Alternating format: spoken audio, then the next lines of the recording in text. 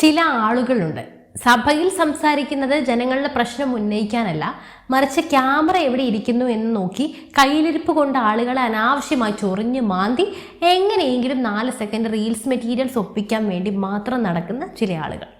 എന്നാൽ ആ പെർഫോമൻസ് ചെന്ന് കയറിയത് ഒരു തമിഴിൻ്റെ നെഞ്ചത്തോട്ടാകുമ്പോൾ തിരികെ കിട്ടുന്നത് എന്തായാലും സഹതാപം പോലും ഇല്ലാത്ത ആഞ്ഞടി ആയിരിക്കുമെന്ന് നമ്മുടെ ബഹുമാന്യനായ MP ജോൺ ബ്രിട്ടാസ് ഇപ്പോൾ നമുക്ക് തെളിയിച്ച് കാണിച്ചു തന്നിരിക്കുകയാണ്. പാർലമെന്റ് എന്നാൽ ജനാധിപത്യത്തിന്റെ ശ്രീകോവിലാണ്. അവിടെ കേരളത്തിന്റെ വലിപ്പമുള്ള ശബ്ദമാകാൻ പോയ ഒരു ജനപ്രതിനിധിയാണ് അദ്ദേഹം. കേവലം പബ്ലിസിറ്റി സ്റ്റണ്ട് നടത്തുന്നവരെ പോലെ പെരുമാറി ഒടുവിൽ ലൈവായി നാണം കേട്ട് തിരിച്ചു വന്ന കാഴ്ചയ്ക്കാണ് കഴിഞ്ഞ ദിവസം നമ്മൾ കണ്ടത്.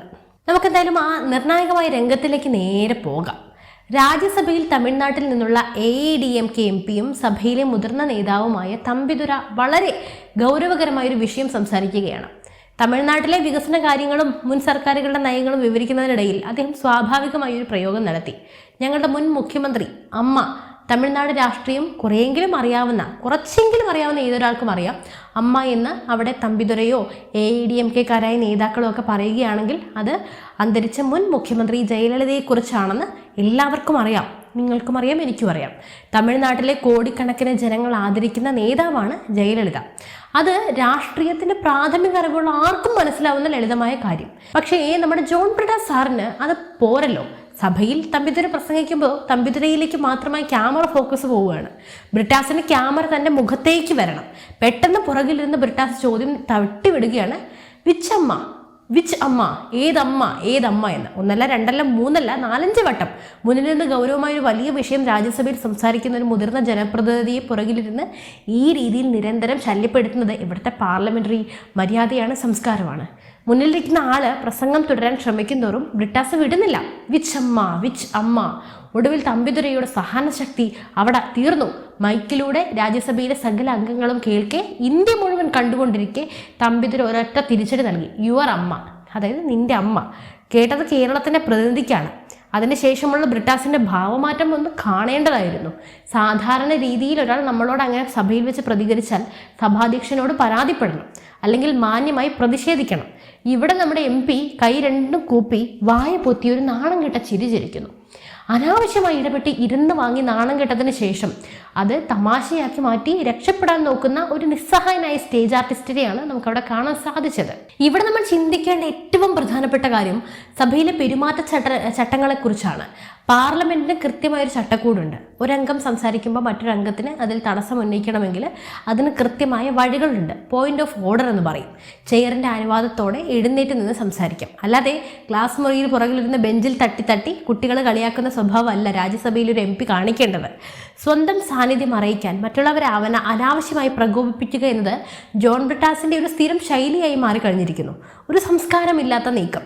സഭയിൽ എന്തെങ്കിലും കാര്യമായ പ്രസക്തമായ വെല്ലുകളിൽ ചർച്ച നടക്കുമ്പോൾ ജനങ്ങളുടെ ശബ്ദമായി മാറേണ്ട സ്ഥാനത്താണ് ഇത്തരത്തിലുള്ള വികൃതികളൊക്കെ കാണിക്കുന്നത്. ബ്രിട്ടാസിന് നന്നായിട്ട് അറിയാം തമ്പിദുര ഉദ്ദേശിച്ചത് ആരെയാണെന്ന്, ജയലളിതയാണെന്ന് അറിയാം. എന്നിട്ടും എന്തിനാണ് വിച്ച് അമ്മ എന്ന് ചോദിച്ച് തമ്പിദുരയെ പ്രകോപിപ്പിക്കാൻ വേണ്ടി ശ്രമിച്ചത്? അതിന് ഒരേ ഒരു ഉത്തരമേ ഉള്ളൂ, പബ്ലിസിറ്റി സ്റ്റണ്ട് എന്ന് പറയും. എങ്ങനെയെങ്കിലും ക്യാമറയിൽ തന്നെ മുഖം വരണം, സോഷ്യൽ മീഡിയയിൽ ഒരു 5 സെക്കൻഡ് ക്ലിപ്പ് വരണം. പക്ഷെ നിർഭാഗ്യവശാൽ ഇത്തവണ കണക്കുകൂട്ടലുകളൊക്കെ പാളിപ്പോയി. പ്ലാൻ ചെയ്ത് വീരവാദം തിരിച്ചടിച്ച് സ്വന്തം ഇമേജ് തന്നെ ഇല്ലാതാക്കുന്ന അവസ്ഥയിലായി. ഇതൊരു ഒറ്റപ്പെട്ട സംഭവമാണോ എന്ന് ചോദിച്ചാൽ ഒരിക്കലുമല്ല. ജോൺ ബ്രിട്ടാസിന്റെ മുൻകാല പെരുമാറ്റങ്ങൾ എടുത്ത് നോക്കിക്കഴിഞ്ഞാൽ ഇതൊരു സ്ഥിരം പാറ്റേൺ ആണെന്ന് മനസ്സിലാവും. ലഡാക്കിലെ പ്രമുഖ പരിസ്ഥിതി പ്രവർത്തകൻ സോനം വാങ്ചുക്ക് ദില്ലിയിൽ സമരം ചെയ്ത സമയത്ത് അദ്ദേഹത്തെ ആശുപത്രിയിൽ പ്രവേശിപ്പിച്ച സമയത്ത് നമ്മുടെ ബ്രിട്ടാസ് സാർ അവിടെ പോയ സംഭവം നിങ്ങൾക്ക് ഓർമ്മയുണ്ടോ? ഞാൻ അതിനെക്കുറിച്ച് നിങ്ങളോട് പറഞ്ഞിട്ടുണ്ട്. പോലീസുകാരുടെ മുന്നിൽ ചെന്ന് പാക്കറ്റിൽ നിന്ന് ഒരു വാലറ്റൊക്കെ എടുത്ത് അതിൽ നിന്നും തിളങ്ങുന്ന ID കാർഡ് ഇങ്ങനെ ഊരിയെടുത്ത് I am member of parliament എന്ന് ഉറക്കെ വിളിച്ച് കൂവുന്ന ഒരു കാഴ്ച. സിനിമയിലൊക്കെ മാസ് എൻട്രി എന്നൊക്കെ പറയുന്നത് അതുപോലെ. അതായത് എന്തോ ഈ രാജ്യത്തെ നിയമങ്ങൾക്ക് മുകളിലുള്ള ആളാണെന്ന്, തനിക്ക് എവിടെയും കയറി ചെല്ലാനുള്ള അധികാര ലൈസൻസ് ആണെന്നുള്ള ഒരു അത്തരത്തിലുള്ളൊരു പ്രഹസനമായിരുന്നു അത്. മറ്റൊരു സംഭവം നോക്കാം. ഡൽഹിയിലെ വിദ്യാർത്ഥി നേതാവിനെ അറസ്റ്റ് ചെയ്യാൻ പോലീസ് AKG ഭവനിൽ എത്തിയ സമയം ഉടനടി ബ്രിട്ടാസ് വണ്ടിയെടുത്ത് അവിടെ പാഞ്ഞെത്തി പോലീസുകാരോട് ചോദിക്കുകയാണ്, ഒരു ദേശീയ പാർട്ടിയുടെ ആസ്ഥാനത്ത് കയറി ഒരു നേതാവിനെ അറസ്റ്റ് ചെയ്യാൻ നിങ്ങൾക്ക് എങ്ങനെ ധൈര്യം വന്നു എന്ന്. നിയമം എല്ലാവർക്കും ഒരുപോലെയാണ്. ഇവിടെ ആർക്കും ഒരു കൊമ്പൊന്നുമില്ല. ഇതൊക്കെ അറിയാത്ത ആളാണോ രാജ്യസഭയുടെ MP? ഒരു കുറ്റകൃത്യത്തിലോ കേസിലോ പ്രതിയായ ആളെ നിയമപരമായി അറസ്റ്റ് ചെയ്യാൻ പോലീസ് വരുമ്പോൾ അവിടെ ചെന്ന് MP പവർ കാണിച്ച് പോലീസിനെ ഭയപ്പെടുത്താൻ നോക്കുന്നത് എവിടുത്തെ ജനാധിപത്യ മര്യാദയാണ്? ഇവരൊക്കെയാണ് ജനാധിപത്യത്തെക്കുറിച്ച് വാചാലരാവുന്നത്. ഈ രീതിയിൽ എവിടെയൊക്കെ ക്യാമറയുണ്ടോ അവിടെയൊക്കെ ചെന്ന് വലിയ വർത്താനം പറയുക, ഒടുവിൽ സ്വയം പരിഹാസനാവുക എന്നതൊക്കെ ഇദ്ദേഹത്തിൻ്റെ സ്ഥിരം ശൈലിയാണ്. ഇന്ന് നമുക്ക് ബ്രിട്ടാസിന്റെ മറ്റു ചില ഇടപെടലുകൾ കൂടി ഒന്ന് പരിശോധിക്കാം. ചാനൽ ചർച്ചകളിലും മറ്റ് ഭരണകക്ഷിയുടെയും നേതാക്കളുടെയും കുടുംബത്തിൻ്റെയും വീഴ്ചകളെ ന്യായീകരിക്കാൻ എപ്പോഴും മുന്നിൽ നിൽക്കുന്നയാളാണ് ജോൺ ബ്രിട്ടാസ്. എക്സാലോജിക് വിഷയമാകട്ടെ, വീണ വിജയനെതിരെയുള്ള അന്വേഷണമാകട്ടെ, കേന്ദ്ര ഏജൻസികളുടെ പരിശോധന എന്നിവയൊക്കെ വരുമ്പോൾ ബ്രിട്ടാസ് ഉടനടി രംഗത്തിറങ്ങും, നിയമപരമായി നേരിടും, ഇതിലൊന്നും ഒരു തെറ്റുമില്ല എന്ന് പറഞ്ഞ് എത്രയോ തവണ വിഷയങ്ങൾ വഴിതിരിച്ചു വിടാൻ വേണ്ടി ശ്രമിച്ചിട്ടുണ്ട്. ED ഉദ്യോഗസ്ഥർ പരിശോധനയ്ക്ക് വേണ്ടി എത്തിയപ്പോൾ അന്ന് നടന്ന സംഭവം നിങ്ങൾ മറന്നിട്ടുണ്ടാവില്ലല്ലോ. അന്ന് മാധ്യമങ്ങൾക്ക് മുന്നിൽ വന്ന് ED ഉദ്യോഗസ്ഥർ സാധാരണക്കാരുടെ വാഹനം തകർത്തു എന്നും തങ്ങൾ നഷ്ടപരിഹാരം കൊടുക്കുമെന്നും വലിയ തോതിൽ പ്രഖ്യാപനങ്ങളൊക്കെ നടത്തി. എന്നാൽ പിന്നീട് ആ വാഗ്ദാനങ്ങളൊക്കെ എന്തായി? പിന്നീട് ആ വിഷയത്തിൽ ആർക്കെങ്കിലും സഹായം ലഭിച്ചോ? രാഷ്ട്രീയ ലാഭത്തിന് വേണ്ടി ക്യാമറയ്ക്ക് മുന്നിൽ വലിയ വാഗ്ദാനങ്ങൾ നൽകും, പിന്നീട് അത് മറന്നു നടിക്കും. ഇത്തരത്തിലുള്ള കാര്യങ്ങളൊക്കെ സ്ഥിരം നാടകങ്ങൾ തന്നെയാണ് നമ്മൾ ഇവിടെയൊക്കെ കണ്ടത്. കേരളത്തിൻ്റെ പാർലമെൻറ്റിൽ വലിയൊരു പാരമ്പര്യമുണ്ട്. പാർലമെൻറ്റിൽ തങ്ങളുടെ വാദമുഖങ്ങൾ കൃത്യമായി ഉന്നയിച്ച് ഇന്ത്യയിലെ നിയമനിർമ്മാണത്തിൽ വലിയ പങ്കുവഹിച്ച പ്രഗത്ഭരായ നേതാക്കൾ കേരളത്തിൽ നിന്നുണ്ടായിട്ടുണ്ട്. എന്നാൽ ആ മഹത്തായ പാരമ്പര്യമുള്ള സ്ഥാനത്താണ് ഇന്ന് ജോൺ ബ്രിട്ടാസിനെ പോലെയൊക്കെയുള്ളവർ ഇരുന്ന് ഇത്തരം പ്രകടനങ്ങളൊക്കെ കാഴ്ചവെക്കുന്നത്.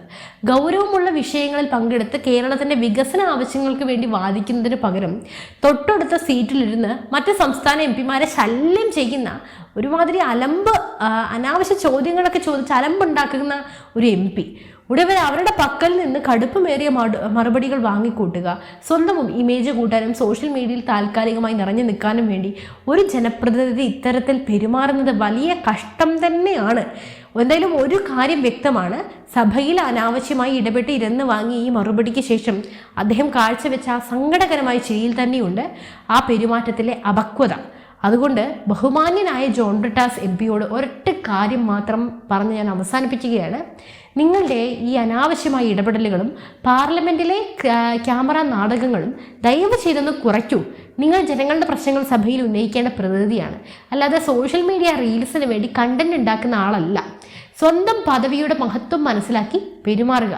എന്തായാലും ഈ വീഡിയോ കണ്ട നിങ്ങളുടെ അഭിപ്രായം എന്താണ്? രാജ്യസഭയിൽ ജോൺ ബ്രിട്ടാസ് കാണിച്ച ഈ പെരുമാറ്റത്തെയും തമ്പിതിന് നൽകിയ മറുപടിയെയും നിങ്ങൾ എങ്ങനെ നോക്കിക്കാണുന്നു?